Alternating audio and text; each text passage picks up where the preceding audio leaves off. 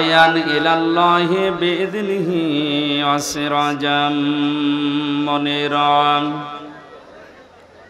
فقد قال الله تعالى في كلامه المجيد وبرهانه التوحيد أعوذ بالله من الشيطان الرجيم بسم الله الرحمن الرحيم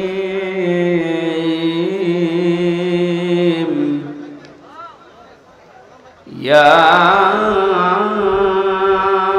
أيها الذين آمنوا اتقوا الله وكونوا مع الصادقين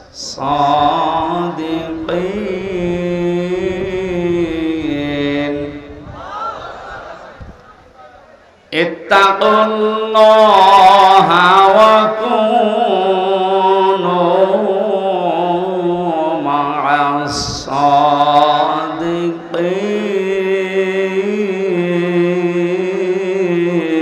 الصادقين صدقت يا ربنا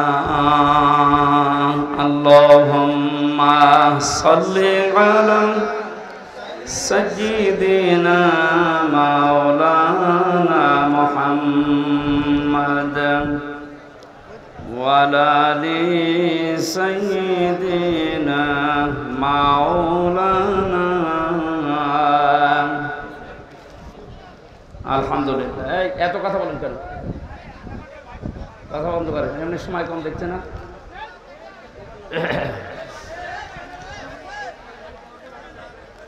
বগুড়া জেলার শেরপুর থানার অন্তর্গত Garidaha public school and college ময়দানে দারুস সুন্নাহ মাদ্রাসার উদ্যোগে তাফসীরুল কোরআন মাহফিলের স্বনামধন্য সভাপতি জনাব আলহাজ মোহাম্মদ ওয়াজেদ আলী করমানী, মাহফিলের প্রধান অতিথি শাইখুল মাশায়েখ, বাংলাদেশ আওয়ামী লীগ শেরপুর উপজেলা শাখার সম্মানিত সভাপতি বিশিষ্ট আইনজীবী আলহাজ অ্যাডভোকেট গোলাম ফারুক আতালাল্লাহু উমরাহু ওয়া বারাকাল্লাহু ফি হায়াতি, বলেন আমিন। মাহফিলের বিশেষ অতিথিবৃন্দ, অনেক মানুষের নাম দিয়েছেন আপনারা। এমনিতেই আপনারা শুনলেন 11:30টার পরে আর কারেন্ট থাকবে না, সেই হিসাবে আমরা খুব সংক্ষেপে নির্ধারিত বিষয়ের উপরে আলোচনা করার জন্য সব বাদ দিয়ে দিলাম। ওয়ারাফা'না লাকা যিকরাক। এই কি আশ্চর্য, কথা বলেন কেন? এই কেউ দাঁড়াবেন না। আরে এত উঁচু উঁচু করে দেন কেন? পেছনে মানুষ দেখতে পায় না? নিচু নিচু করে লাগাবেন এখন থেকে, আগামীতে নিচু নিচু করে, পেছনে মানুষের যেন ডিস্টার্ব না। কেউ কথা বলবে না ভাই। এতক্ষণ যারা আলোচনা রাখলেন, চুয়াডাঙ্গা থেকে আগত মাওলানা হোসাইন আহমেদ মাহফুজ, আপনাদের এলাকার এক সন্তান কথা বলেছেন। আরামদের কথাগুলো আমল করার তৌফিক কামনা করছি, বলেন আমিন। এ বগুড়া নাটোর এলাকায় আসলে কোরআনের মহব্বতে যে মানুষগুলো এগিয়ে আসে, আমার বিশ্ববিদ্যালয় কুষ্টিয়ার শ্রদ্ধাভাজন বড় ভাই, আপনাদের এ পাশের জেলা নাটোরের সন্তান আলহাজ মাওলানা বজলুর রশিদ মিয়া সাহেবের ছোট জামাতা মাওলানা আব্দুল বারী রশিদি ভাই, তার হায়াতে তাজ্জেবা সিহাতে কলিয়া কামনা করছি।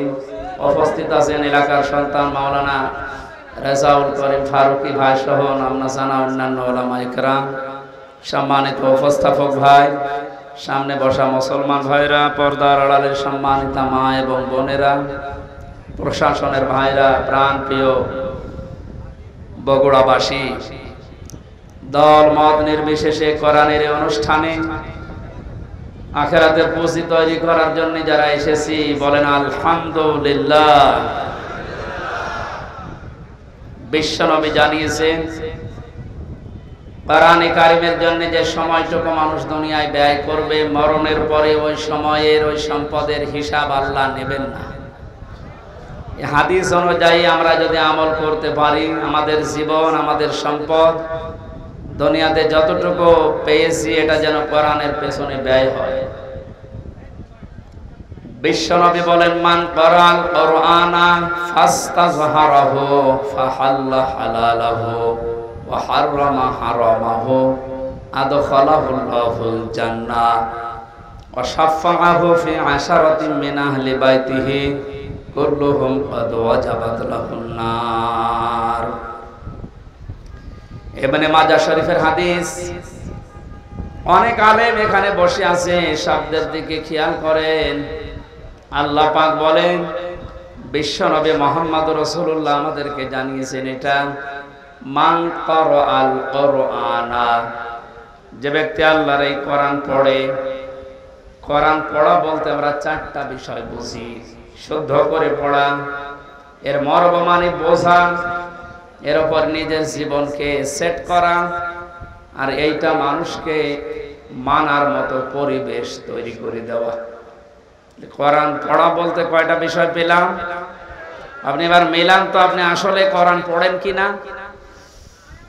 মাহফিলের সভাপতি, প্রধান অতিথি সহ যারা এসেছি, যদি জিজ্ঞাসা করেন কোরআন পড়েন, এক বাক্যে আমরা বলবো হ্যাঁ আমরা কোরআন পড়ি। করা শব্দটার ব্যাখ্যা, নবীজি বলেন পড়া কোরআনে তিনটা শব্দ আল্লাহ দিয়েছেন কোরআন পড়ো এই ব্যাপারে। কয়টা? এটা ক্লাস চলছে এখন, জবাব দেবেন ছাত্রের মতো। এটা স্কুল এবং কলেজ না? এখানে যারা আছেন অন্তত শিক্ষিত মানুষগুলো ছাত্রের মতো জবাব দেবেন। করা, রাতালা, তালাওয়া, তিনটা শব্দ আছে কোরআন পড়ার ব্যাপারে। তিনটার ব্যাখ্যা হচ্ছে, কেউ যদি কোনো বিষয় পড়তে চায় সে যেন শুদ্ধ করে পড়ে। কি করে? অশুদ্ধ পড়লে অর্থ পাল্টিয়ে যাবে। এখানে অনেক মানুষ এমন বসে আছে, নামাজে দাঁড়ালে পড়ে ইযা জাআ নাসরুল্লাহি ওয়াল ফাত, হয়েছে হয়। এখানে সোয়াদ আছে, নাসর মানে সাহায্য, আর নুন সিন র নাসর মানে ঈগল পাখি। আপনি যদি মুখটা গোল করে শুদ্ধ করে উচ্চারণ না করেন, অর্থ আকাশ পাতাল পাল্টিয়ে যাবে। আল্লাহ পাক বলেন ইযা জাআ নাসরুল্লাহি ওয়াল ফাত, হে নবী আল্লাহর সাহায্য যখন আসবে আপনি তখন বিজয় দেখতে পাবেন। যদি মুখটা গোল না করে সিন দিয়ে উচ্চারণ করেন, অর্থ হয়ে যাচ্ছে হে নবী যখন শকুন আসবে, ঈগল পাখি আসবে, তখন আপনি বিজয় পাবেন। হয়েছে? এজন্য শুধু কোরআন শরীফ না, দুনিয়ার যে কোনো বিষয় কেউ যদি পড়তে চায়, এর হক আদায় করে সঠিকভাবে চারটা বিষয় তাকে মানা লাগবে। এক নম্বরে ওটা পড়া লাগবে শুদ্ধ করে। কি করে? এটা তো আমি বানালাম নাকি? কোরআনে কারীম জানিয়েছে ওয়ারাত্তিলিল কোরআনা তারতিলা, হে নবী আপনি কোরআন পড়বেন শুদ্ধ করে, স্পষ্ট ভাবে, থেমে থেমে। মানে প্রধান অতিথি সহ যারা এখানে আছেন, নবীর এই হাদিসের প্রথম অংশটা আমরা একটু মিলাই আমাদের জীবনে। নবী যে জানিয়েছেন যে ব্যক্তি কোরআন পড়ে, আপনি তো বলছেন আমি কোরআন পড়ি, তাহলে এটা শুদ্ধ করে পড়া লাগবে আপনাকে। আমি আল কোরআন রিসার্চ ফাউন্ডেশনের সদস্য ছিলাম এক সময়। আমি দেখেছি এই দেশের জরিপে 100 জনের 95 জন আল্লাহর কোরআন শরীফ শুদ্ধ করে পড়তে পারে না। এই রিপোর্ট কি খুব ভালো রিপোর্ট না? এজন্য আহ্বান জানাচ্ছি অন্য ধর্মের লোক এখানে যেহেতু নেই, আমরা সব মুসলিম দাবি করছি, আমাদের জীবনের 1 নাম্বার টার্গেট বানানো লাগবে আল্লাহর এই কোরআন আমরা শুদ্ধ করে পড়ব। 2 নাম্বারের মর্ম মানে বুঝতে হবে। কেন? কোরআনে কারীম জানিয়েছে ওয়াইদা সামিউ মা উনজিলা ইলার রাসূলি তারা আ'য়ুনাহুম তাফিদু মিনাদ দামি মিম্মা আরাফু মিনাল হক ইলা আখিরি আয়াত। সূরা মায়েদা 7 নাম্বার পারার প্রথম নাম্বার পৃষ্ঠার প্রথম নাম্বার লাইনে 83 নাম্বার আয়াতের প্রথম অংশে আছে। এটা তাফসিরে ইবনে কাসিরে পাবেন। আল্লাহ পাক বলেন, হে নবী, আপনি যখন আমার বান্দাদের সামনে কোরআন পড়বেন, যারা এর মর্ম মানেগুলো অনুধাবন করতে পারে, বুঝতে পারে যে আমি কি বলতে চাই, আপনি দেখবেন তাদের চোখ দিয়ে মনের অজান্তে পানি পড়ছে। কোরআনের আলোচনায় সবার চোখে পানি আসবে না, এটা বোঝার মতো যোগ্যতা আপনার থাকা লাগবে। এই জন্য কোরআন যদি কেউ হক আদায় করে পড়তে চায়, মাস্ট বি তাকে এটা বোঝার চেষ্টা চালাতে হবে। চারবার আল্লাহ এই ঘোষণা আমাদেরকে কোরআনে শোনাচ্ছেন, ওয়ালাকাদ ইয়াসসারনাল কুরআনা লিযিকরি ফাহাল মিন মুদ্দাকির। অবশ্যই আমার এই কোরআনকে আমি বোঝার জন্য, পড়ার জন্য, এটা মানার জন্য সহজ করে দিয়েছি। কেউ কি আসো এখান থেকে শিক্ষা নেওয়ার জন্য? ও বগুড়াবাসী, আমরা আজকে থেকে আল্লাহর এই আফসোস আর থাকতে দেব না। যতদিন জীবন আছে কোরআন বুঝে মরার চেষ্টা করব ইনশাআল্লাহ। 3 নম্বরে শুধু না, এটা আমাদের বোঝার চেষ্টা চালাতে হবে। কিচ্ছু লাগবে না, আপনি খেয়ে ফেলেন, নষ্ট হবে। আমার কাছে কিচ্ছু দেবেন না, আর এখানে কথা বলবেন। হ্যাঁ, আবার কারে চা দিচ্ছেন আপনি? পেছনে যে কয়জন আছে দিয়ে শেষ করে দিন, তাড়াতাড়ি করুন। একটা ক্লাস চলছে আর উনি চা খাচ্ছে। সবাইকে চা দিন, দেন। হ্যাঁ, তাড়াতাড়ি করুন, ডিস্টার্ব করলে কিন্তু বোঝাতে পারবেন। এটাকে আমি আর কি মারছি? ক্লাস চলে বিশ্ববিদ্যালয়ে, আমরা দেখি 40 থেকে 45 মিনিট। আমরা 1 ঘন্টা ক্লাস যদি নেই, 1 ঘন্টা ক্লাস নিলে কমপক্ষে 20 ঘন্টা পড়া লাগে। এটাতে আর কি মারা ক্লাস চলছে নাকি? এক ছাত্র এসে স্যারের কাছে বলছে, স্যার হয় ছুটি দেন নাই আমি গেলাম। ছুটি দেন নাই আমি গেলাম মানে? তোর রোল নাম্বার কত? 82। 82 মানে ক্লাসে ছেলে মেয়ে কয়টা? 82টা। 82টা ছেলে মেয়ে, ওর রোল নাম্বার কত? খুব ভালো ছাত্র, ওর জীবনে কোনো এম আছে, কোনো উদ্দেশ্য আছে? শুধু আসে, এটা আনন্দ ভর্তি করে চলে যায়। আপনার কি ওই রকম ছাত্র নাকি?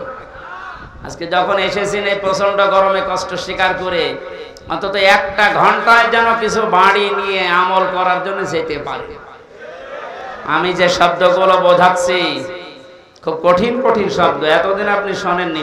কোরআনে কোরআন পড়ার ব্যাপারে কয়টা শব্দ আছে আপনি জানতেন না? তাহলে কোরআন যদি কেউ বলে আমি কোরআন পড়ি, তার শর্ত মানা লাগবে কয়টা? 1 নম্বরে শুদ্ধ করে, 2 নম্বরে বুঝতে হবে, 3 নম্বরে যে বুঝবে ওই বিষয়ের উপরে তার বাস্তব জীবনে আমল করা লাগবে। এটাই ঝামেলা। আমরা জানি না এখানে এমন কেউ নেই যে টাকা ছেড়ে রাখে। যারা টাকা আসে, সুদের এই টাকা নেওয়া হারাম, এ জানে না কে? হিন্দুও জানে, কথা বলেন না কেন? এটা জানার পরও আমাদের আমল আছে। বলে এই যে 1 বিঘা জমি দেয়, 1 লক্ষ টাকা নেয়, 8-10 বছর এটা চাষ করে খায়, যখন ফেরত দেয় তখন 1 লক্ষ টাকায় ফেরত দেওয়া লাগে। এই সিস্টেম আছে না দেশে? এই নাম কি? এগ্রিমেন্ট। না না, এটা জায়েজ। জায়েজ আছে খাই খালাসিটা, যেটা আপনি 1 বিঘা জমি দেবেন, 10,000 টাকা নিয়ে নেবেন, ওই খেয়ে দেয় শোধ, আর টাকা ফেরত দেওয়া লাগবে। এই সিস্টেম আছে? আছে, কিন্তু কম। এখন জানে যে এটা লস হবে, এটার ভেতরে আমি নেই। হারামে আরাম বেশি নাকি? ছোট্ট একটা কথা কয়েক সেকেন্ডের ভেতরে বলছি। ওমান আরাদা আন যিকরি ফাইন্না লাহু মাঈশাতান দঙ্কা। কোরআনে কারীমের সূরা তাহার 124 নম্বর আয়াতের প্রথম অংশে আছে। আল্লাহ পাক বলেন, আমার নিয়ম নীতি বাদ দিয়ে, আমার কোরআনের বিধান বাদ দিয়ে যদি কেউ উপায় করে, টাকা পয়সা আসবে, চর্ম চোখে দেখবে, বহু কিছুর মালিক হচ্ছে, কিন্তু ওর জীবনের এই আয় উন্নতিতে আমি কোনো বরকত রাখবো না। তাফসীরে কাবীরের ভেতরে দংকার ব্যাখ্যা লিখেছে 7টা। এখানে আলেম আছে না? দংকার 1 নম্বর ব্যাখ্যা হচ্ছে, পৃথিবীতে আল্লাহর নিয়ম নীতি, আল্লাহর আইন বাদ দিয়ে কেউ যদি উপায় করে, ওই টাকা পয়সা, ওই অর্থ সম্পদের ভেতর থেকে আল্লাহ বরকত তুলে নেয়। 2 নম্বরে, ওই মানুষগুলো যখন মারা যাবে, এই অবৈধ সম্পদের কারণে এই মানুষটা বেঈমান হয়ে মরবে। 3 নম্বরে, ওই মানুষকে আল্লাহ ওই অবৈধ সম্পদ দুনিয়াতে ভোগ করার সুযোগ দেবে না। এটা যে দেয় না তার বাস্তব প্রমাণ দেশে নেই, নাম ধরা লাগবে। কত মানুষ আজ অবৈধভাবে উল্টা পাল্টা করে কামাই করে টাকা রাখার জায়গা নেই, ফ্রিজে রাখে, বালিশের ভেতরে রাখে। এটাও হচ্ছে না, বানাচ্ছে বেগম পাড়া। আপনি ভোগ করতে পারবেন না। যদি এগুলো ভোগ করে যেতে পারেন তাহলে কোরআন মিথ্যা হয়ে যাবে। আর আপনার মতো নাফরমানের জন্য আল্লাহ কোরআন শরীফ মিথ্যা করবে। যেন দুনিয়াতে আপনাকে ওই টাকা, ওই সম্পদ ভোগ করার সুযোগ দেবে না, এর আগে আপনি পটল তুলবেন। 4 নাম্বারটা একটু ঝামেলা, এটা বাদ যাক। যারা আল্লাহর নিয়ম নীতি বাদ দিয়ে উপায় করেন সুদ, ঘুষ, মানুষের উপরে জুলুম করে, ফাঁকি দিয়ে অন্যায় ভাবে যেভাবে উপায় করছেন, আপনার মরণে দৃষ্টান্ত সৃষ্টি হবে দুনিয়ায়। পৃথিবী সাক্ষী হয়ে থাকবে আপনার মরণে। এটাও বেশি বলে ফেললাম নাকি? আপনি কি মনে করছেন সব বানালাম একটা একটা করে? না, যেগুলো বলছি সব আমি পড়িয়ে এসেছি। অবৈধ ইনকামের মানুষকে আল্লাহ দৃষ্টান্ত করে রাখে দুনিয়াতে, তার মরণকে ইতিহাস বানিয়ে রাখে। আপনি এমনি টের পেয়েছেন, আমি জানি। এই জন্য আমরা সাবধান হব। জানি সবাই এটা হারাম, কোরআন থেকে হাদিস থেকে পড়েছি, জানার পরও যে লোকটা মানে না, ওর কোরআন পড়া হয়নি। 4 নাম্বারটা, এটা সবচাইতে বড় ঝামেলা এবং কঠিন। নবীজি বলেন, কেউ যদি কোরআন পড়ে এ কথা বলে, সে শুদ্ধ করে পড়বে, সে ওইটা বোঝার চেষ্টা চালাবে, নিজে মানবে, এবং এটা মানুষ যেন মানতে পারে সেই ব্যবস্থা করে দেবে। এটা ঝামেলা না? এটা যদি আজ কেউ করতে চায়, সে সবচাইতে বড় বিপদে আছে এই বাংলাদেশে। আমি কোরআন পড়ি, আমি শুদ্ধ করেই পড়ি, আমি বুঝি, এবং আমি যতটুকু বুঝি অতটুকু মানার চেষ্টা চালাচ্ছি, অসুবিধা নেই। 4 নাম্বারটা, আমি যতটুকু মানি এটা মানুষ যেন মানতে পারে, ওই ব্যবস্থা আমি করে দিতে চাই। এটা কোরআন পড়ার 4 নাম্বার শর্ত। এই কথা বলছেন না? 4 নাম্বারটা কি সহজ না কঠিন? এটা করতে গেলে আজ পদে পদে বিপদ। তাহলে 4টা শর্ত যারা মানে না, ওদের কোরআন পড়া হচ্ছে। জন্মের পর থেকে এটা শুনেছি, কেউ যদি কোরআনের একটা হরফ পড়ে তার নেকি হয় কয়টা? হ্যাঁ, আপনার পড়া তো আবার পড়ার মতো হওয়া লাগবে। আপনি যদি আমার ছোট মেয়ের মতো পড়েন, ওর বয়স 4 বছর, ও তো পড়ে, ওই 1 লাইন পড়তে গেলে 1 লাইনে যদি 10টা শব্দ থাকে 9টা ভুল করে, ওর পড়া হচ্ছে। আপনার পড়াও তো ওইরকম হয়ে যাচ্ছে। নবীজির হাদিসের প্রথম শব্দ ছিল, যে ব্যক্তি কোরআন পড়ে, তার মানে 4টা শর্ত যারা দুনিয়ায় মানতে পারে, ওদের পড়া হয়, আর ওদের প্রতিটি অক্ষরে 10টা করে নেকি হয়। দ্বিতীয় শব্দ ছিল ফাস্তাজহারাহু, কোরআন পড়ে শেষ করে দেয় না, যে ব্যক্তি কোরআনকে ইজহার করার চেষ্টা চালায়। যারা আরবি গ্রামার বোঝে, ফাস্তাজহারাহু এই শব্দের ব্যাখ্যা আমি যত পেয়েছি, আধুনিক ব্যাখ্যা হচ্ছে প্রকাশ করা, ইজহার করা, দাঁড় করানো, স্পষ্ট করা, কায়েম করা, বিজয় করা। কোরআন যারা পড়বে ওই 4টা হক অনুযায়ী এবং কোরআনকে বিজয়ী করার জন্য যারা চেষ্টা চালাবে, এই সংখ্যা বাংলাদেশে কম না বেশি? কম। একটা জরিপ পেয়েছিলাম, এই দেশের 100 জনের 15 জন মানুষ শুধু মন থেকে চায় যে কোরআনে কারিমে দেশে ফাস্তা জাহারাহু এটা বিজয় হোক, আর বাকি 100 জনের 85 জন শুধু টানা গানায় আছে। দ্বিতীয় পয়েন্টটা হচ্ছে না। 3 নম্বরে কি ছিল? ফাহাল্লা হালালাহু ওয়া হারামা হারামাহু। যে ব্যক্তি কোরআনকে ইজহার করতে পারে, এই ব্যক্তি হালালকে হালাল মানবে, হারামকে হারাম জেনে ছেড়ে দেবে। আদখালাহুল্লাহুল জান্নাহ, নবীজি বলেন আল্লাহ তাকে জান্নাতে দিয়ে দিয়েছে, না জান্নাতে দেবে? হ্যাঁ, দিয়ে দিয়েছে। শব্দটার দিকে আমি খেয়াল করে চিন্তা ভাবনা করেছিলাম, নবীজি অতীতের শব্দ বললেন কেন? এটা পাস্ট, এটা মাজি। আদখালা ইউদখিলু, নবীজি মোজারে দিতে পারতেন, মাজি দিলেন, অতীতের পাস্ট দিয়েছেন কেন? তার মানে পরিবার, সমাজ এবং রাষ্ট্রে যদি কোরআন বিজয় থাকে, ওখানে হালালকে হালাল মানা আর হারামকে হারাম জেনে ছেড়ে দেয় সহজ। যেই সমাজে, যেই দেশে কোরআন বিজয় নেই, ওখানে হালালকে হালাল জানার পরও আপনি মানতে পারবেন না। এক কথা বলছেন, হারামকে হারাম জানার পর আপনি ছেড়ে দিতে পারবেন না। নাকি এই জায়গাগুলো দেশে নেই?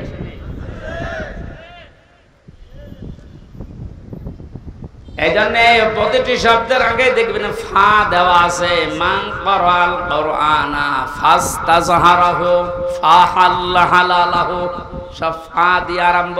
ফায়ের ব্যাখ্যা আছে। ফা শব্দটা আরবি গ্রামার অনুযায়ী 19টা অর্থে ব্যবহার হয়।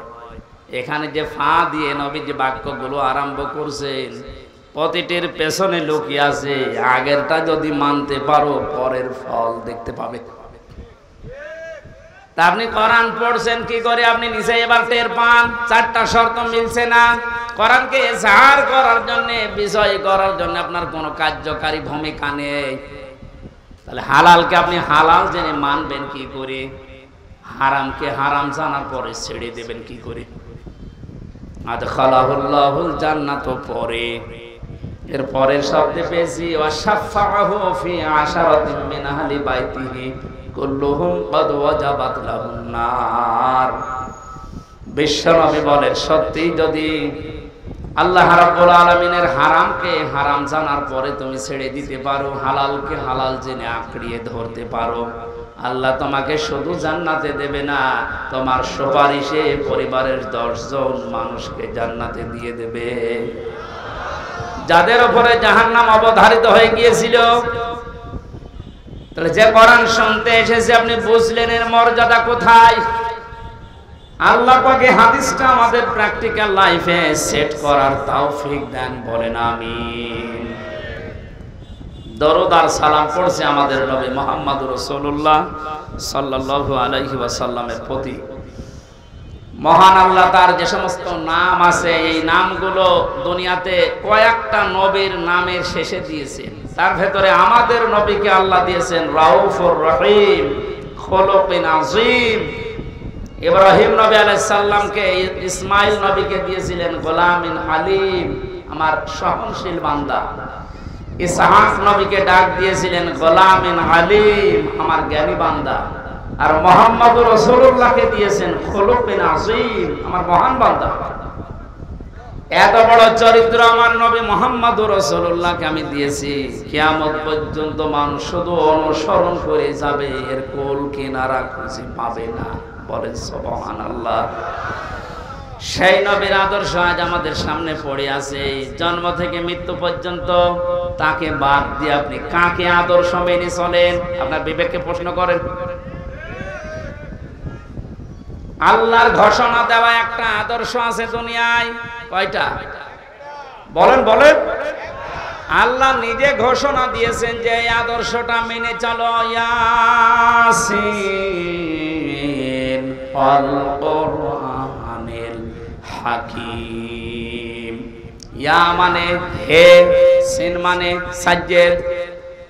আল্লাহ পাক জানাতে চেয়েছেন, হে নেতা, দুনিয়াতে আল্লাহর ঘোষণা দেওয়া নেতা আদর্শ মাত্র একটা, তার নাম মুহাম্মদুর রাসূলুল্লাহ। আল্লাহ রাব্বুল আলামিন পুরা কোরআনে নবীকে 7টা নামে বিশেষভাবে ডাক দিয়েছেন। তার ভেতরে ইয়াসিন, তাহা, মুহাম্মদ, আহমদ, আব্দুল, মুজাম্মিল, মুদাসসির। বগুড়াবাসী, বিবেক যদি থাকে আজকে কাজে লাগাবেন।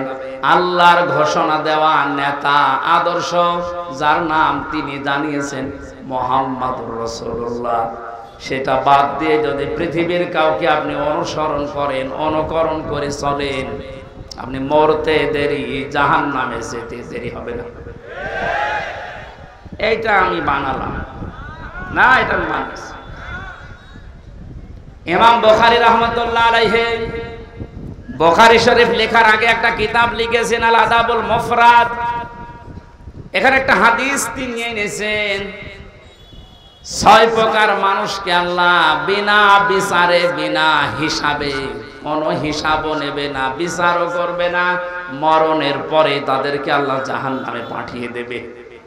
তার 3 নাম্বারেই তারা, দুনিয়াতে যাদের আদর্শ মুহাম্মদুর রাসূলুল্লাহ ছিল না। এই হাদিসটার কোরআনের সূরা ইয়াসিনের ইয়াসিন এদের ব্যাখ্যা তাফসীর পড়ার পরে আমার বড় ভয় হচ্ছে। এই পৃথিবীতে হাজারো মানুষ মুহাম্মদুর রাসূলুল্লাহর আদর্শ না মানার কারণে জাহান্নামে যাচ্ছে। আল্লাহ তুমি আমাদেরকে বাঁচাও, বলেন আমিন। আমি এটা বলে আপনার ক্ষতি করে ফেললাম?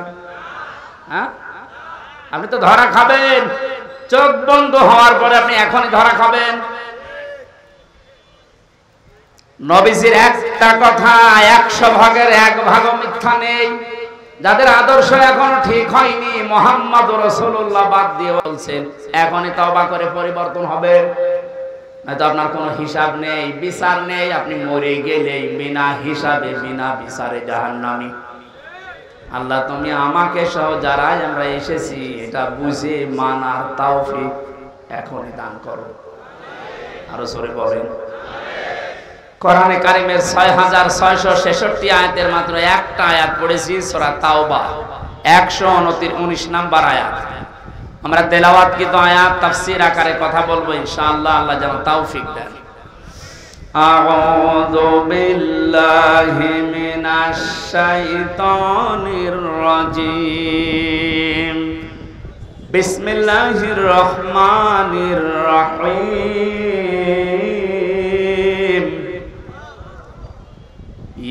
ইয়া আইয়ুহাল্লাযীনা আমানুত্তাকুল্লাহা ওয়া কুনু মা'আস সাদিকিন। আল্লাহর ঘোষণা, ও হে ঈমানদারেরা। আল্লাহ কোন বেঈমানকে ডাক দিয়েছেন এখানে? তাহলে যদি কোনো বেঈমান থাকেন আপনি চলে যান, কারণ এই আয়াত আপনার জন্য না, আপনার জন্য আলাদা আয়াত আছে। বেঈমানের জন্য আল্লাহর ডাক ছিল ইয়া আইয়ুহাল্লাযীনা কাফারু, হে কাফেরেরা, হে বেঈমানেরা। এখানে কোন কাফের আছে? আমরা সব ঈমানদার। আমরা কি? এখন আমার ভেতরে ঈমান আছে কিনা এটা পরীক্ষা করার থার্মোমিটার আছে। সাহাবী প্রশ্ন করলেন, হে নবী আমার ভেতরে ঈমান আছে কিনা আমি কিভাবে বুঝতে পারবো, কিভাবে টের পাবো?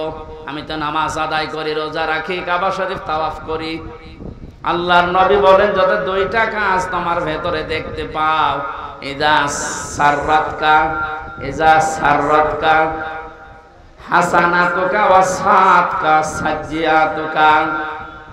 যখন কোনো ভালো কাজ, সমাজ উন্নয়নমূলক কাজ, আল্লাহর পক্ষের, রাসূলের পক্ষের, দ্বীনের পক্ষের কোনো কাজ হয়, ওইটা দেখে যখন তোমার ভালো লাগে, আনন্দ লাগে, আর যখন তোমার অন্যায় কাজ দেখলে কষ্ট লাগে, তখন বুঝবে তোমার ঈমান আছে। ও বগুড়াবাসী, হাদিসটা সামনে রেখে বলেন তো, বাংলাদেশে ভালো কাজ সবার কাছে ভালো লাগে? না, না। অন্যায় কাজ সবার কাছে খারাপ লাগে। আপনি নিজেই নিজেকে পরিমাপ করতে পারবেন আসলে আপনার ঈমান আছে কিনা। এখন যদি মনে করেন কি আমি শেরপুর মসজিদের সভাপতি, আমার ঈমান নেই, মানে আপনি তো শেরপুরের সভাপতি, আর আবু সাহেব ছিল কাবা শরীফের সভাপতি, তার হিসাবে আপনার কোনো খবর আছে? শেরপুর বাংলাদেশে কয়জন চেনে? আর কাবা শরীফ সেই জায়গার সভাপতি হয়েও বেঈমান ও জাহান্নামে গেছে, আর আপনি শেরপুরের সভাপতি হয়ে বগল বাজাচ্ছেন যে আমার ঈমান নেই। মানে ভালো কাজ যার কাছে আনন্দ লাগে না, অন্যায় দেখলে যার কাছে কষ্ট লাগে না, সে যেই হোক ওটা বেঈমান। ঈমান আছে কিনা হামজারে জিজ্ঞাসা করা লাগবে, আপনি নিজে টের পাচ্ছেন। সুতরাং ঈমান যাদের আছে হাদিস অনুযায়ী আল্লাহ পাক তাদেরকে ডাক দিলেন, হে ঈমানদারেরা। আমি আয়াতের তাফসীর পড়তে গিয়ে পেয়েছি 89 জায়গায় আল্লাহ পাক এই শব্দটা কোরআনে দিয়েছেন। আর যখনই ঈমানদারকে তিনি ডাক দেন তখন তার কুদরতি হাত এভাবে উঁচা করে ডাকেন, ইয়া আইয়ুহাল্লাযীনা আমানু। জোরে বলেন আল্লাহু আকবার। 89 জায়গায় আল্লাহ ডাক দিয়েছেন, তার ভেতরে এইটা একটা, ইত্তাকুল্লাহ, আমি আল্লাহকে ভয় করো, কুনু মা'আস সাদিকিন, আর সত্যবাদী যারা তাদের সঙ্গে থাকো। এই আয়াতের নির্দেশ দুইটা, কয়টা? আল্লাহকে ভয় করো, সত্যবাদী যারা আছে তাদের সাথে থাকো। বোঝা হয়ে গেছে না? আল্লাহুম্মা আমিন। না মানে আপনি বলছেন বোঝা হয়ে গেছে। এবার আসেন তো এই দুইটা শব্দের ব্যাখ্যায় যায়। কোন আয়াত থেকে যদি কেউ তাফসীর শুনতে চায়, করতে চায়, তাফসীরে মাজহারি আল্লামা সানাউল্লাহ পানিপতি রহমতুল্লাহ আলাইহি লিখেছেন, কেউ যদি কোরআনে কারিমের কোন আয়াত থেকে কথা শুনতে চায়, কমপক্ষে 5টা বিষয় থেকে তাকে আগে কথা শোনা লাগবে। 1 নম্বরে শুদ্ধ তেলাওয়াত, যেটা করলাম। 2 নম্বরে যে যেই ভাষায় কথা বলে ওই ভাষায়, মাতৃভাষায় অর্থ, এই যে শুনলাম। 3 নম্বরে ওই আয়াতের ঐতিহাসিক প্রেক্ষাপট, শানে নজুল যেটা বলা হয়, ব্যাকগ্রাউন্ড, এটা আমি বলবো এখন। 4 নম্বরে আয়াতের বাস্তব শিক্ষা দেওয়া লাগবে। ওই মান ধাতা বলে কি হয়েছে গুলো বাদ দে, এখন বাস্তবতা অনুযায়ী আয়াত আমাদেরকে কি দিতে চায় এই শিক্ষাগুলো জনগণের সামনে দেওয়া লাগবে। 5 নম্বরে আয়াত থেকে যে শিক্ষাগুলো পাবে ওইগুলো নিয়ে বাড়ি যে আমল করবে। আমরা 2টা করে ফেলেছি, শুদ্ধ তেলাওয়াত আর মাতৃভাষায় অর্থ। যেটা সূরা তাওবার আয়াত, কোন সূরা বলেন বলেন? 129টা আয়াত আছে, মাত্র একটা আয়াত পড়েছি, 119 নম্বর আয়াত। তাওবা শব্দের শাব্দিক অর্থ আমরা অনেকেই মনে করি তাওবা মানে আস্তাগফিরুল্লাহ রাব্বি মিন কুল্লি যামবি ওয়া আতুবু ইলাইহি, হয়ে গেল। তাওবা আর ইস্তেগফার এই দুইটা কিন্তু এক না, এই দুইটা শব্দ আলাদা, মাজদারও আলাদা। কথা বুঝতেছেন? তাওবা আর ইস্তেগফার, কেউ যদি ইস্তেগফার করতে চায় সব সময় আপনি করতে পারবেন, কিন্তু তাওবা আস্তাগফিরুল্লাহ আস্তাগফিরুল্লাহ আস্তাগফিরুল্লাহ বললেই তাওবা হয় না। তাওবা করার জন্য কমপক্ষে মানুষের জীবনে 3টা বিষয় মানা লাগে। ইস্তেগফার আর তাওবার ভেতরে পার্থক্য এই, কোন মানুষ যদি তাওবা করে ওর পেছনের অপরাধগুলো শুধু আল্লাহ মাফ করে দেয় না, ওই পোড়া জায়গাটা আল্লাহ নেকি দিয়ে ভরাট করে দেন। এখানে যারা এসেছি আজকে আমরা শুধু ইস্তেগফার না, তাওবা করার মতো তাওবা করে বাড়ি যাব। পেছনের অপরাধগুলো শুধু যেন মাফ হয়ে না যায়, ওই জায়গাটা যেন আল্লাহ নেকি দিয়ে ভরাট করে দেয়। বলেন আমিন। 1 নম্বরে যদি তাওবা কেউ করতে চায় তাকে বলা লাগবে, আল্লাহ আমি অপরাধী, আমি। এই স্বীকৃতিটা এই পৃথিবীতে মানুষ দিতে চায় না। দেখবেন এই দেশে হাতে নাতে ধরা পড়ার পর অস্বীকার করে না, না তদন্ত করা লাগবে। তদন্ত 7 দিন সময় দিয়েছে যাদেরকে, ওদেরকে মাল মশলা মেরে ওর মুখ বন্ধ করে দেয়। আপনি যদি সত্যি তাওবা করতে চান, সে যে কোনো বিষয়ে আপনাকে প্রথমে স্বীকৃতি দেওয়া লাগবে। ওই অপরাধের জন্য, ওই গুনার জন্য স্বীকার করা লাগবে যে হ্যাঁ আমি এই কাজ করেছি, আমি অপরাধী। এখন প্রশ্ন হচ্ছে আপনি স্বীকার করবেন কার কাছে? না না, আপনি শুনছেন না। অপরাধ করেছেন যার কাছে, স্বীকার করবেন তার কাছে। আপনি বিনা কারণে আমার মুখের উপর একটা থাপ্পড় দিলেন, আর কাবা শরীফের গিলাফ ধরে বলছেন আস্তাগফিরুল্লাহ, হে আল্লাহ আমারে মাফ করে দাও। কিয়ামতের আগে মাফ পাবেন না, কারণ আপনি তো আল্লাহর গালে থাপ্পড় দেননি, দিয়েছেন আমার গালে। আগে আমার কাছে স্বীকার করেন যে হামজা ভুল হয়ে গেছে। হ্যাঁ, স্বীকার করার সময় আবার অনুশোচনা লাগবে, অনুতপ্ত হওয়া লাগবে। আপনি যদি একেবারে মোড নিয়ে বলেন এই হামজা মাফ কর, মাফ হবে? আপনার প্রতি রাগ যা ছিল আমার আরো বেড়ে যাবে। আমি আবার বলছি দ্বিতীয় পয়েন্টটা, তাওবা যদি কেউ সত্যি করতে চায়, ওই মানুষটা অপরাধ করবে যার কাছে, স্বীকার করবে তার কাছে। আপনি অপরাধ যদি আপনার স্ত্রীর কাছে করে থাকেন, অবশ্যই স্বীকার করবেন স্ত্রীর কাছে, এটা কোনো দোষের কিছু না। স্ত্রীর কাছে দোষ করেছে আর শ্বশুরের কাছে বলছে শ্বশুর আমারে মাফ করে দেন, হবে না। বিনা কারণে আপনি আমাকে পুলিশের হাতে তুলে দিলেন, আমি কিছুই জানি না ওই বিষয়ে, আর আপনি মাফ চাচ্ছেন মসজিদে নামাজ পড়ে, কিয়ামতের আগে মাফ পাবেন না। এইটা মনে হয় এই এলাকায় আছে। আমার ভাইরা এই জন্য তাওবা, বিভিন্ন পীরের দরবারে গেলেই বলে তাওবা করো, আস্তাগফিরুল্লাহ। এটা তার বাক্য, শর্ত আপনাকে মানা লাগবে, স্বীকৃতি দেওয়া লাগবে যে আল্লাহ আমি অপরাধী, অপরাধ করেছেন যার কাছে, স্বীকার করবেন তার কাছে। 2 নম্বরে অনুতপ্ত হয়ে অনুশোচনা নিয়ে। 3 নম্বরে জীবনে এই কাজ আমি আর কোনোদিন করব না, জীবনের মতো ফিরে আসলাম। এই 3টা শর্ত যদি কেউ মেনে নিতে পারে, আল্লাহ পাক বলেন ওর পেছনের অপরাধ শুধু মাফ হবে না, ফাউলাইকা ইউবাদদিলুল্লাহু সাইয়্যাতিহিম হাসানাত। ওর পেছনের পুরা অপরাধ আল্লাহ মাফ করে দিয়ে পুরা জায়গাটা নেকি দিয়ে পাল্টিয়ে দেবেন। বলেন সুবহানাল্লাহ। সূরা তাওবা থেকে যখন কথা শুনছি, আল্লাহ এই তাওবা যেন আমাদের নসিব করেন। এবার আমরা ব্যাখ্যায় যাচ্ছি। আল্লাহ পাক ঈমানদারকে ডাক দিয়ে তাকে ভয় করার জন্য আহ্বান জানিয়েছেন, আদেশ দিচ্ছেন। এখন ভয় কি? জন্মের পর থেকে শব্দটা আমিও শুনছি যে আল্লাহকে ভয় করো, আল্লাহকে ভয় করো। কি এটা কি?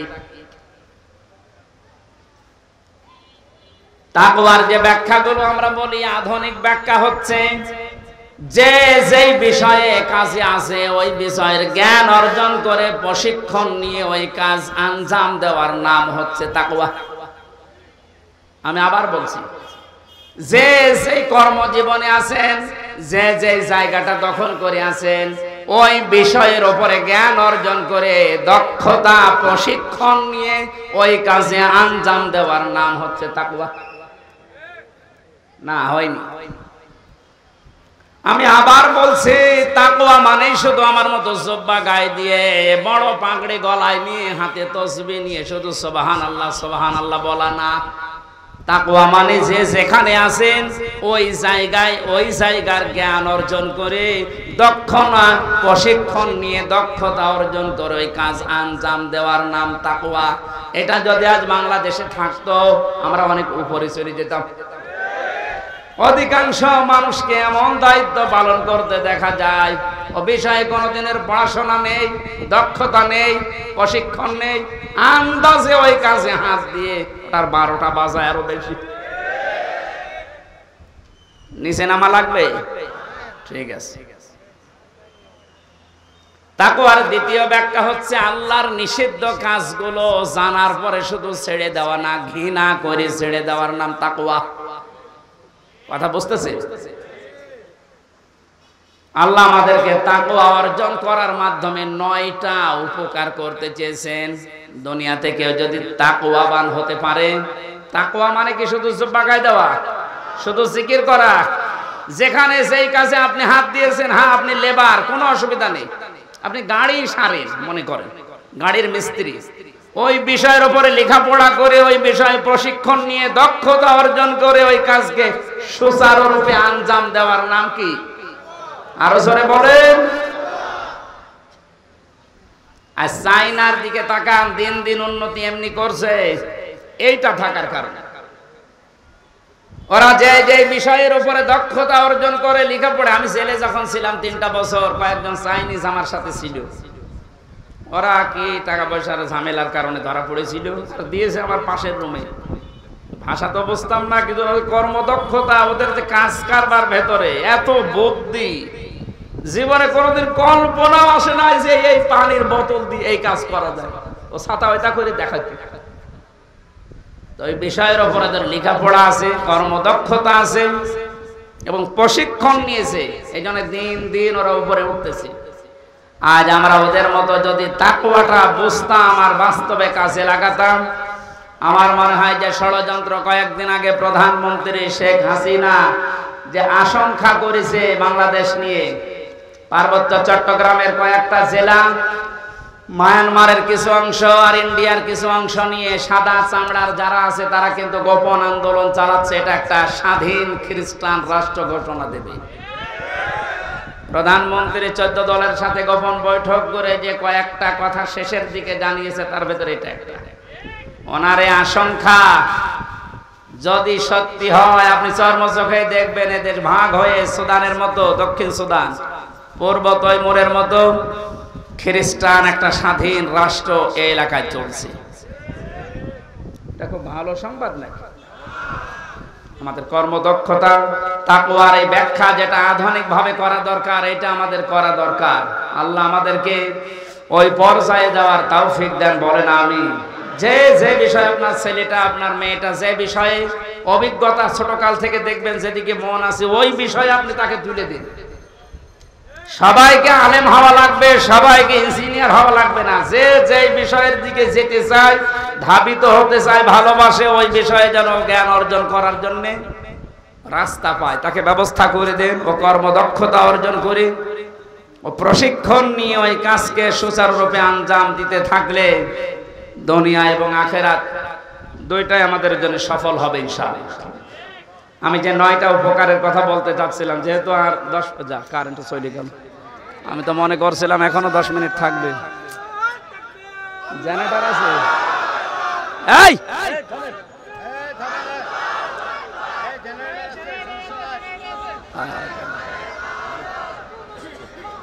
মনোযোগের আগে আর একবার একটু চাদর দিতে হবে, বারবার ঝামেলা করা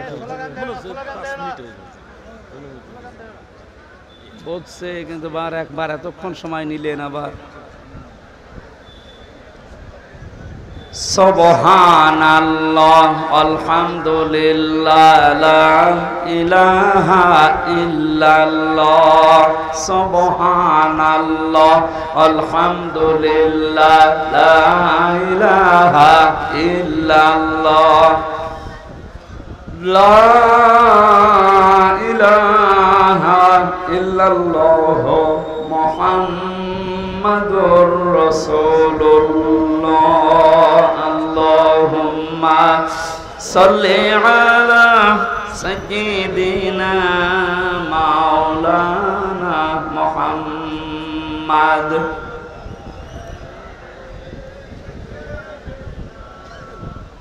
হাবিবানা মুহাম্মাদ। আমার ভাইরা, 9টা উপকারের ঘোষণা দিয়েছেন আল্লাহ। দুনিয়াতে কেউ যদি তাকওয়া অর্জন করতে পারে, 1 নম্বরে ওই লোকটা যদি বিপদে পড়ে, মহান আল্লাহ এমন জায়গা থেকে তাকে সাহায্য পাঠায় যার কল্পনা কোনোদিন তার হৃদয়ে আসে নাই। জোরে বলুন সুবহানাল্লাহ। এটা আজ দেখতে আমাদের বহু বাকি। এটা যারা দেখতে পেয়েছিলেন তাদের ঈমান আমি দেখেছি, এই মানুষগুলোর ঈমান পাথরের চাইতেও শক্ত ছিল। সত্যিই যারা তাকওয়া অর্জন করতে পেরেছে দুনিয়াতে, ওই মানুষগুলোর কাছে দুনিয়া আল্লাহ এমন তুচ্ছ বানিয়ে দিয়েছে, তামাম দুনিয়াটা একটা ডিমের চাইতেও তাদের কাছে কম দামি মনে হতো। আমরা আসলে তাকওয়া অর্জন করে আল্লাহর এই 9টা যে উপকারের কথা, সাহায্যের কথা, এটা পাচ্ছি না, কারণ আমাদের তাকওয়া নেই। তোমরা সত্যবাদী যারা, সত্যপন্থী যারা, তাদের সঙ্গে থাকবে। সত্যবাদী কারা? এই দেশে একটা ভুল ধারণা চালু আছে, কিছু কিছু দৃশ্য দেখলে আমরা মনে করি এগুলো সত্যপন্থী, এগুলোই হক্কান, এগুলোই হক্কানি। অনেকে নিজেকে দাবিও করছে যে আমরা হক্কানি দরবারের লোক। কোরআনে কারিমে সূরা তাওবার 119 নম্বর আয়াতের শেষের অংশের ব্যাখ্যা আল্লাহ দুনিয়ায় কারো কাছে ছেড়ে দেয়নি যে 2 বেলা জিকির করলে সেই লোকটা সত্যবাদী, 5 ওয়াক্ত নামাজ পড়লে সেই লোকটা সত্যবাদী, বছরে একবার হজ করে আসলে সেই লোকটা সত্যবাদী না। আল্লাহ পাক বলেন সত্যবাদী হওয়ার জন্য 10টা গুণ দুনিয়াতে তোর ভেতরে থাকা লাগবে। কয়টা? আরো জোরে বলেন। বগুড়াবাসী আপনি এখন থেকে আমি সহ প্রত্যেকেই মিলাবো আল্লাহর বর্ণনা অনুযায়ী 10টা গুণ আমার ভেতরে আছে কিনা। আল্লাহ ব্যাখ্যা দিচ্ছেন সূরা বাকারার 177 নম্বর আয়াতে, লাইসাল বিররা আন তুওয়াল্লু ওয়াজুহাকুম কিবালাল মাশরিকি ওয়াল মাগরিবি ওয়ালাকিন্নাল বিররা মান আমানা বিল্লাহ। আল্লাহ পাক বলেন শুধু পূর্ব দিকে পশ্চিম দিকে মুখ ঘুরিয়ে সিজদা দিলেই নেকি না, আসল নেকির কাজ হচ্ছে আল্লাহর প্রতি ঈমান আনা। কার প্রতি? প্রশ্ন আসতে পারে, হুজুর আমার ঈমান আছে, আমি আল্লাহকে বিশ্বাস করি না। কেউ যদি আল্লাহকে বিশ্বাস করে এই কথা বলতে চায়, কমপক্ষে 4টা বিষয় দুনিয়াতে তার ভেতরে পাওয়া যাবে। আপনি এবার মিলান তো আপনার ভেতরে আছে কিনা। ওই যে কায়দায় পড়িয়েছিল হুজুররা ছোটবেলায়, মাওলানা কায়দায় পড়িয়েছে আমাদেরকে, আমানতু বিল্লাহি কামা হুয়া বিআসমাইহি ওয়া সিফাতিহি আকাবিলতু জামিআ আহকামিহি ওয়া আরকানি। পড়াননি? উনি বলতে চেয়েছে আমানতু বিল্লাহ, যারা বলে আল্লাহ আমি তোমাকে বিশ্বাস করি, প্রথমে আপনাকে স্বীকার করাচ্ছেন কামা হুয়া, আমি এমন আল্লাহকে বিশ্বাস করি যার অস্তিত্ব আছে। কি আছে? পৃথিবীর অন্যান্য ধর্মের লোকদের সাথে আমাদের মিল নেই, এই কারণে আমরা এমন আল্লাহকে বিশ্বাস করি যার অস্তিত্ব আছে, যার নাম আছে বিআসমাইহি, শুধু নাম না, তার নামের গুণাগুণ আছে, কার্যকারিতা আছে। আল্লাহর নাম আমরা অনেকেই জানি 99টা, আল্লাহর নাম 5000-এর উপরে। প্রতিটি নাম আল্লাহ নিয়েছেন, ওই নামগুলোকে গুণাগুণ দিয়ে কার্যকারিতা হিসাবে আমাদের দেখিয়েছেন। আল্লাহ রব নাম নিয়েছেন, এই কারণে নেই থেকে পূর্ণতায় আমাদেরকে পৌঁছিয়ে দিয়েছেন এই রব নামের কারণে। কথা বলেন না কেন? মায়ের বীর গভীরে যখন বাবার এই বীর্যটা দ্রুত গতিতে যে আশ্রয় নেয়, আল্লাহ রাব্বুল আলামিন বলেন যে নেই থেকে আস্তে আস্তে হামজা পর্যন্ত বানালাম। এই যে নেই থেকে পূর্ণতায় যিনি প্রতিটি জিনিসকে পৌঁছিয়ে দেন, আরবিতে তার নাম বলা হয় রব। এই নামটা আল্লাহ নিয়েছেন, এই কারণে হামজা এখানে বসে আছে। আমার বাবার স্ফলিঙ্গ দিয়ে দ্রুত গতিতে আমার মায়ের রেহেমের ভেতরে যে পানিটা গিয়েছিল, বিজ্ঞান এখন দেখাচ্ছে ওই 1 ফোঁটা নাপাক পানির ভেতরে 40,000 হামজা তৈরি হওয়ার ক্ষমতা ছিল। হয়তো 40,000 ওই পর্যন্ত তৈরি হয়ে দুনিয়ায় আসতে পারত, কিন্তু কেউ পর্যন্ত যেতে পারেনি। জরায়ের দেওয়ালের সাথে ধাক্কা লেগে অনেকে পড়ে গেছে, অনেকে মারা গেছে। আমি হামজা একা ওই জায়গায় গিয়ে 40 দিনে শুধু পাল্টিয়েছি। আমি নুতফা, মুদগা, আলাকা এগুলো হতে হতে 6 মাসের পরে চামড়া দিয়ে বডি দিয়ে স্ট্রাকচার তৈরি করে আমার ভেতরে আল্লাহর রূহ দিয়ে একটা আকৃতি দিয়েছেন। ওয়াল্লাযী ইউসাউবিরুকুম ফিল আরহামি কাইফা ইয়াশা। আল্লাহ পাক বলেন তিনি সে আল্লাহ যিনি মায়ের রেহেমের ভেতরে তোমার এই আকৃতিটা বানিয়েছেন।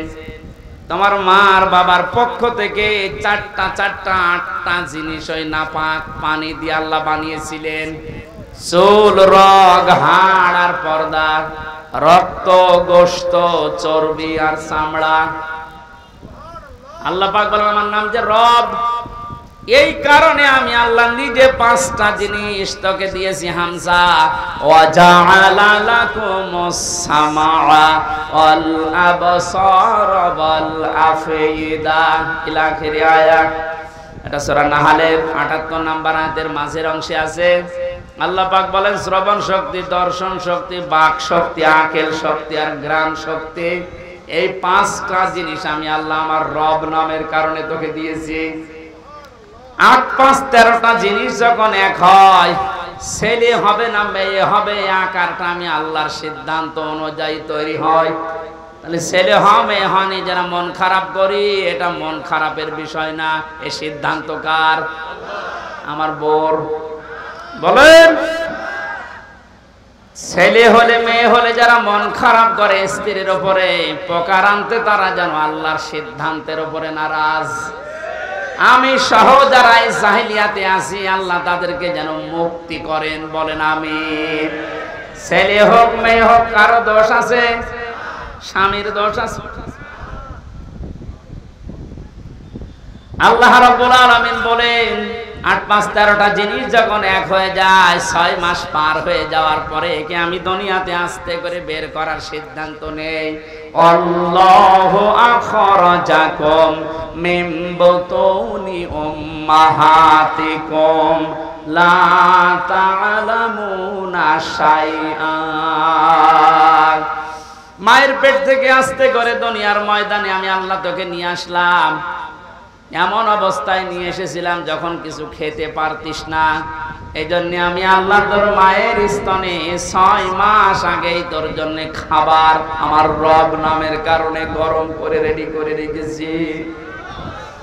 মায়ের স্তনের ভেতরে যদি একটা বোটা দিতাম, চষা মারলে অনেকগুলো দুধ এসে তোর কচি কণ্ঠ আটকে যেত, মরে যেতে, শ্বাস নিতে পারতে না। আমি যে রব নামটা নিয়েছি এই কারণে মায়ের ওই স্তনে সূক্ষ্ম সূক্ষ্ম 32টা ছিদ্র দিয়েছি। একবার চষা দিলে যেন একবার এই দুধগুলো এসে তোর মুখের ভেতরে প্রবেশ না করে, ওই জায়গায় জমা হয়ে সূক্ষ্ম সূক্ষ্ম 32টা ছিদ্র দিয়ে আস্তে আস্তে করে এসে তোর জীবন আমি বাঁচিয়েছি। আমি রব নামটা খেলা করার জন্য নেইনি। মুখটা নাপাক করি না, মায়ের পেটের ভেতরে নাভির ভেতর দিয়ে খাবার পাস করে দিয়ে তোর মুখটা পবিত্র রেখেছিলাম। দুনিয়ায় আসার পরে আমি তোর দিকে তাকিয়ে দেখি এই মুখের ভেতরে কত হারাম অপবিত্র নাপাক জিনিস দিয়ে ভর্তি করিস। কথা বলে ঠিক? আপনি কি মনে করেন শুধুমাত্র কুকুরের পায়খানা, মানুষের পায়খানা, শুকুরের গোশত খাওয়ায় হারাম? ভাইয়ের জমি যারা, বোনের জমি যারা জাল দলিল করে ফাঁকি দিয়ে লিখে নেয়, ওইটাও কুকুরের মাংসের মতোই হারাম। যারা মেয়ের জমি ফাঁকি দিয়ে ছেলেকে লিখে দিয়েছেন, আপনি বিশ্বাস করতে পারেন জাহান্নামের টিকিট আপনার একটা বুক করা হয়ে গেছে। শরীক ফাঁকি দেওয়া মানুষ বগুড়ায় নেই? এই কথা বলেন। যারা শরীক ফাঁকি দিয়েছেন আপনার ইবাদত কবুল বন্ধ হয়ে গেছে, আগে ওইগুলো ফেরত দেবেন। আজকেই বাড়ি যে বোনের সম্পদ আগে ফেরত দেবেন, তারপর আপনি নামাজ পড়া আরম্ভ করবেন। এখন যদি বলেন ও সাদা তো ফেরতও দিতে পারে না, নামাজও কবুল হয় না, নামাজই পড়বো না, আপনি নামাজ না পড়লে আল্লাহর ক্ষমতা হারিয়ে যাবে। বলেন, নিজের কপালে নিজে আপনি আঘাত করছেন, নিজের পায়ে নিজে কোড়াল মারছেন, এই সময়টা আর দুনিয়ায় ফেরত পাবেন না। আমার এখন 32 বছর বয়স, আমি কি জীবনে ইচ্ছা করলে আর 12 বছরে ফিরে যেতে পারবো?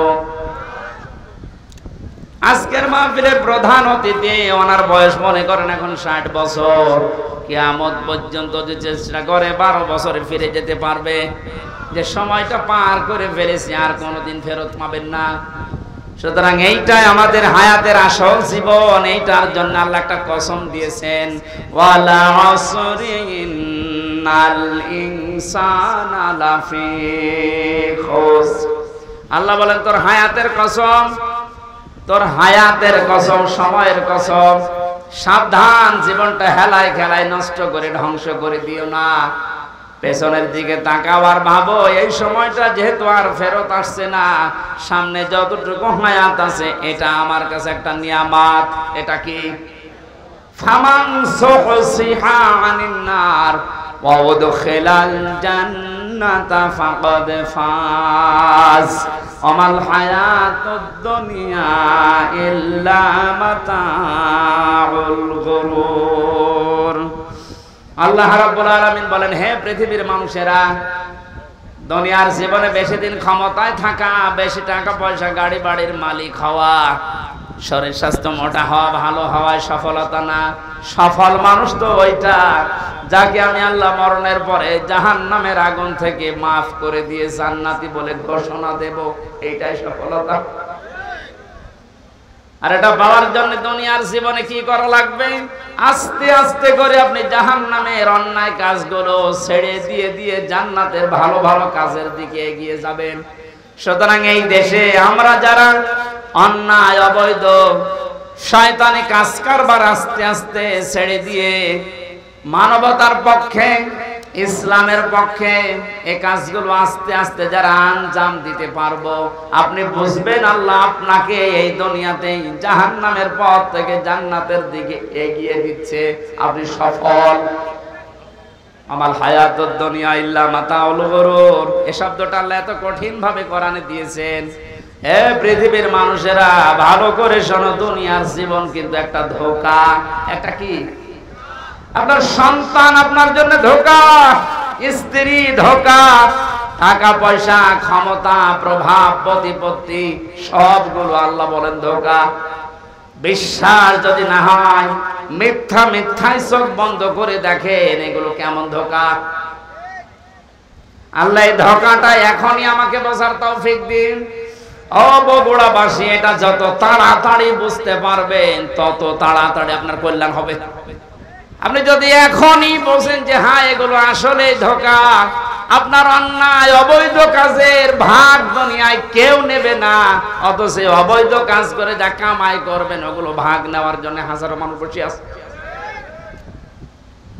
এই ধোঁকা থেকে বাঁচার জন্য আল্লাহ রাব্বুল আলামিনের সাহায্য কামনা করা দরকার। আল্লাহ পাক আমাদেরকে জানিয়েছেন, আমি যে নামটা নিয়েছি রব, তোকে আস্তে আস্তে করে দুনিয়ার জীবনে এনে মুখটা পবিত্র করে রেখেছিলাম, তুই মুখটা আর পবিত্র রাখতে পারলি না। হারাম, অবৈধ এবং নাপাক জিনিস দিয়ে মুখটা পবিত্র, অপবিত্র করে আমার কাছে আসলি। আমি তো শুধু নাম নিয়ে শেষ করে দেইনি, নামের কার্যকারিতা, গুণাগুণ আমি আল্লাহ ওগুলো বাস্তবে বহন করি। আমি রাজ্জাক নাম নিয়েছি, শুধু নিয়েই শেষ করে দেইনি। রাজ্জাক নামের কারণে পৃথিবীর যত সৃষ্টি আছে সবাইকে আমি আল্লাহ রিজিক দেই। জোরে বলেন সুবহানাল্লাহ। রিজকের দায়িত্ব কার? আরো জোরে বলেন। জাহান্নাম থেকে বাঁচার দায়িত্ব কার? যেইটার দায়িত্ব আল্লাহ আমাদেরকে দিয়েছেন ওইটার বিষয়ে আমরা বেখবর হয়ে আছি, বেহুশ হয়ে আছি। আল্লাহ আমাদের আমলের, ইমানের উপরে ভিত্তি করে আখিরাতে নাজাত দেবেন, এইটার কোনো খবর আমাদের নেই। অথচ যেটার দায়িত্ব আল্লাহ নিজের হাতে নিয়েছেন ওইটা নিয়ে পেরেশান হয়ে আজ হাজারো মানুষ জাহান্নামের টিকিট কেটে বিদায় নিচ্ছে। আল্লাহ মাতাওয়াল গরুরটা একটু বসার তৌফিক আমাদেরকে দাও না, বলেন আমিন। এজন্য এমন আল্লাহর উপর আমরা ঈমান এনেছি যার অস্তিত্ব আছে, যার নাম আছে, আর প্রতিটি নামের গুণাগুণ আছে, কার্যকারিতা আছে। তিনি হুকুম দিয়েছেন, তিনি আরকান দিয়েছেন। এগুলো যারা বিশ্বাস করে বাস্তব জীবনে মানতে পারে, এই মানুষগুলো আসল নেকির কাজে আছে। ওয়াল ইয়াউমিল আখির, কিয়ামতের ময়দানের বিশ্বাস দৃঢ় থাকা লাগবে। কিসের বিশ্বাস? জন্মের পর থেকে আমার মনে হয় আমরা এই শব্দের সাথে পরিচিত যে কিয়ামত হবে, কিয়ামতে জবাব দেওয়া লাগবে। এটা যে নেকির কাজ, এটা যারা বিশ্বাস করেছিল তাদের জীবনের দিকে আপনি তাকান। আল্লাহ ঘটনাগুলো এমনি খেলা করার জন্য শুনিয়েছেন তা না। খলিফাতুল মুসলিমিন হযরত ওমর, এই যে হিসাব, এটা বিচার, এটা যে কি জিনিস আমরা এখনো অনেকে টের পাই না। মানে বিশ্বাস করেছিলেন যে বিচার হবে, হিসাব দেওয়া লাগবে। সন্তানটা ভর্তি করে দিলেন মাদ্রাসায়। হযরতে আব্দুল্লাহ, ওই একই জায়গায় হুসাইন হযরতে আলীর সন্তান লেখাপড়া করত। হযরতে হুসাইন রাদিয়াল্লাহু তাআলা আনহু বারবার কলম ফেলে দিচ্ছিলেন। আব্দুল্লাহকে বলেন তুলে দাও। একবার, দুইবার, তিনবার তুলে দেওয়ার পর উনি বললেন, হুসাইন বারবার কলম ফেলে দাও, আমারে তুলতে বলো, আমি কি তোমার গোলাম, চাকর, খাদেম নাকি? হযরত হুসাইন মুখ ফসকে বলে ফেলেছেন, আব্দুল্লাহ তুমি শুধু চাকর না, তুমি খাদেম না, তুমি খাদেমের বাচ্চা খাদেম। অথচ ওই সময় প্রেসিডেন্টের ছেলে বাড়িতে গিয়ে বলছে, আব্বা আমি আর মাদ্রাসায় যাব না, হুসাইন আমাকে গালি দিয়েছে, আমি নাকি খাদেমের বাচ্চা খাদেম, তুমিও নাকি খাদেম, তুমি যদি বিচার না করো এই মাদ্রাসায় পড়াই বন্ধ করে দেব। খলিফাতুল মুসলিমিন হযরত ওমর বললেন, সন্তান এখন না, বিচার জুমার দিন নামাজের সময় করব। খুতবা দিচ্ছিলেন, ডাক দিয়ে বললেন, হুসাইন এখানে আসো। বলে হ্যাঁ, সামনে আসো। তুমি আমার সন্তানটাকে গালি দিয়েছো? বলে হ্যাঁ দিয়েছি। কেন দিলে? ইমাম হুসাইন ডাক দিলেন, খলিফা বুকে হাত দিয়ে বলেন তো, আপনি কি আমার নানার খাদেম ছিলেন না? আমি তো দেখেছি আপনি আমার নানার খেদমত করছেন। খাদেমের ছেলেকে খাদেমের বাচ্চা বলেছি, অসুবিধা কি? হযরত ওমর কেঁদে ফেললেন। ডাক দিয়ে বলে, হুসাইন আমি তো এভাবে কোনোদিন ভাবি নাই, মেয়ে শব্দটা লিখে দিতে পারবে? কাগজ কলম নিয়ে আসেন। খেজুরের পাতা নিয়ে এসেছে, লিখে দিলেন, হুসাইন আমি নিজে আলীর সন্তান হয়ে বলছি, ওমর আমার নানার খাদেম ছিল, আমি দেখেছি। সই করে দিলাম। হযরতে ওমর রাদিয়াল্লাহু তাআলা আনহু কাগজটা হাতে নিয়ে জমা খেলেন। সাহাবীদেরকে বললেন, নবীর সাহাবীরা বিচার হয়ে গেছে। হযরত আব্দুল্লাহ তো ছোট মানুষ, বলে আব্বা তুমি তো বিচার শুরুই করলে না, কি করে হয়ে গেল? হযরত ওমর বলে, সন্তান যে বিচার করেছে দুনিয়া না, মরণের পরও কাছে লাগবে। আমি যখন মারা যাব এই কাগজটা আমার কাফনের ভেতরে দিয়ে দিও। কিয়ামতের ওই কঠিন ময়দানে মহান আল্লাহ যখন আমার জীবনের হিসাব আরম্ভ করবে, কিছুই যদি কবুল না হয় এই কাগজটা আল্লাহকে দেখাতে পারবো। রব্বুল আলামিন তোমার নবীর নাতি লিখে দিয়েছে আমি নাকি নবীর খাদেম ছিলাম, এ বছরে আমার আজকে মাফ করে দাও। তাছাড়া জবাব দেওয়ার মতো কোনো কাজ, কোনো আমল আমার হাতে নেই। অথচ তাদের জীবনের যে নেকির কাজের বর্ণনা হাদিসে পাওয়া যায়।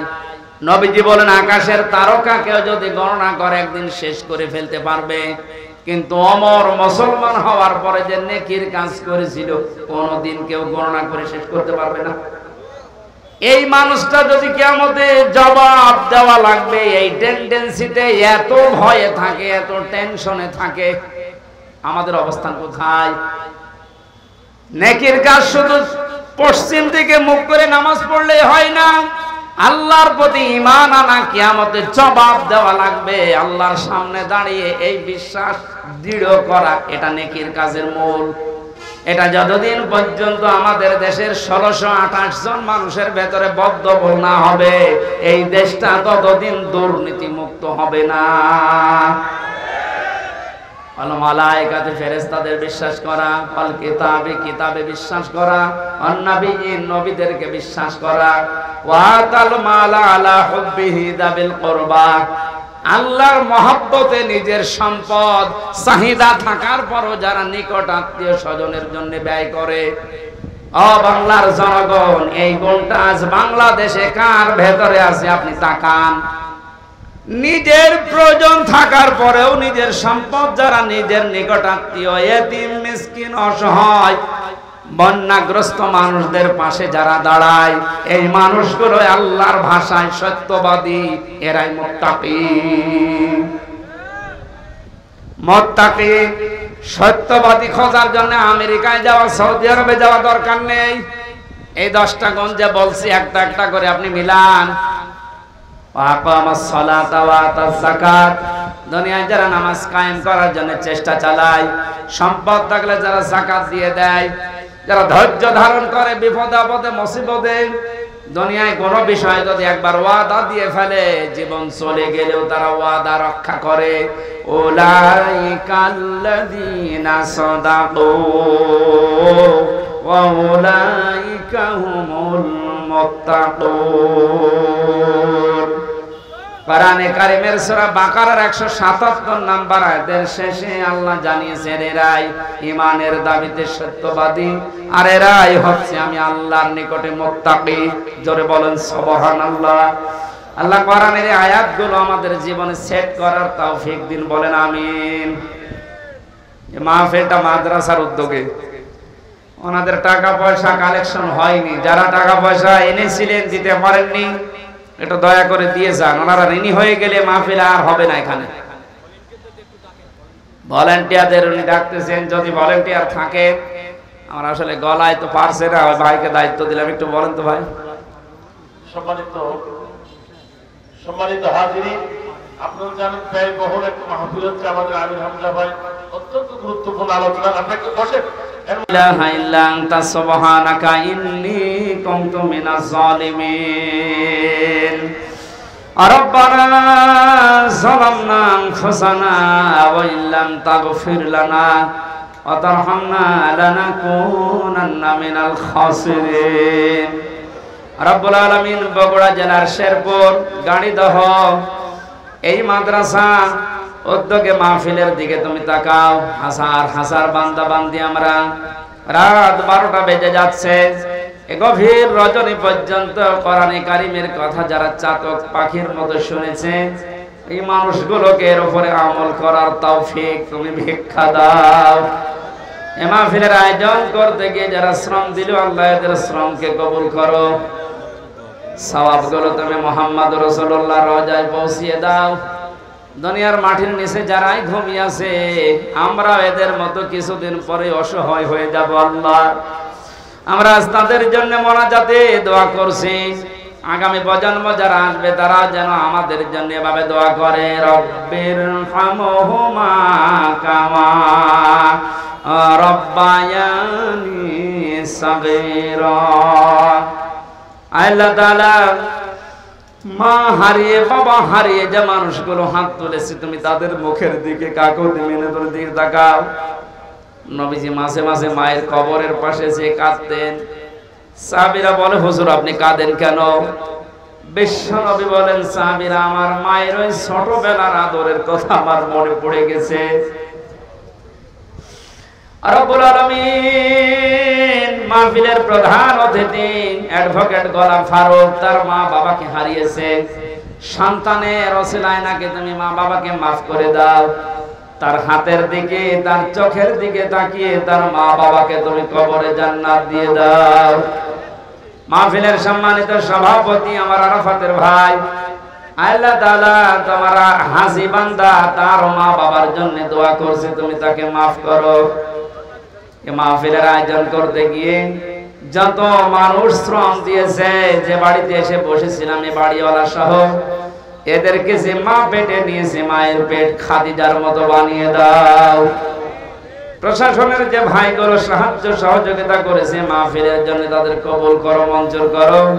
মা বোনদেরকে পর্দায় থাকার তৌফিক দাও, রোগ শোক থেকে বাঁচাও, এবং ওরা জেলার উপরে তোমার খাস রহমত নাযিল করো আল্লাহ রাব্বুল আলামিন। আমি সহ অনেকে অসুস্থ আছি, আমাদেরকে শেফায়ে কামেলা জেলা নসিব করো আল্লাহ। এবং ওরা শেরপুরে আসলেন, শ্রদ্ধাভাজন বড় ভাই মাওলানা আব্দুল্লাহ আমিনের কথা মনে হয়, আল্লাহ তোমার গোলামকে দিনের দায়ী হিসাবে মঞ্জুর করে নাও। মাওলানা রেজাউল করিম ফারুকী, আব্দুল বারী রশিদি ভাই সহ এ মাহফিল যার মাধ্যমে এসেছি, আল্লাহ তাআলা ফরিদুল হক ভাই সহ যত আলেম এখানে এসেছে আলেমদেরকে আলেম হিসাবে কবুল করে নাও। আল্লাহ তাআলা ওয়াহিদুল ইসলাম সহ যত মানুষ আমিন আমিন করছে জীবনের চাহিদা সেগুলো পূর্ণ করে দাও। বাকি জীবন ইসলাম ইমানের উপরে টিকে থাকার তৌফিক দাও। দেশটা নিয়ে যে ষড়যন্ত্র চলছে আল্লাহ তুমি বাঁচাও রব্বুল আলামিন। দেশের দায়িত্বে যারা আছে সততার সাথে পালন করার তৌফিক দাও। সাদিকিন হওয়ার জন্য যে 10টা গুণ তুমি কোরআনে দিয়েছো আমি সহ প্রত্যেককে এখন থেকে মেনে চলার আমল করার সুযোগ দাও। বারাকাল্লাহু লানা ওয়া লাকুম ফিল কোরআনিল আযীম। কখন কার মরণ আসে জানি না, যখনই মরণ আসবে যেন বলি লা ইলাহা ইল্লাল্লাহু মুহাম্মাদুর রাসূলুল্লাহ।